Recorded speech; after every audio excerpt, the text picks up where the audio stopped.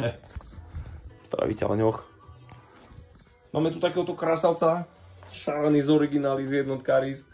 No to zvuky strašné, keď si zaradil jednotku, si ani nezaradil, R-ko si ani nezaradil a na dvojke si sa dokázal pohnúť. A v podstate musíš dať nápravnicu dole, aby si prevodovečku dal dole. Krásna nádhera. Je to môj prvýkrát, takže kopa srandy. No a kde je? Tu je.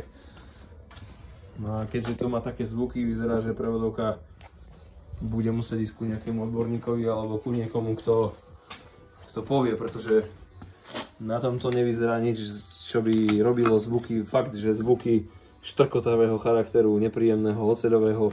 Lamela je vypoužívaná jak delobúch a toto tu tiež nevyzerá najlepšie, ale nie nič odlomené ani nič urvaté, takže ja si osobne myslím, že to asi prevodovka nejakým spôsobom nedala.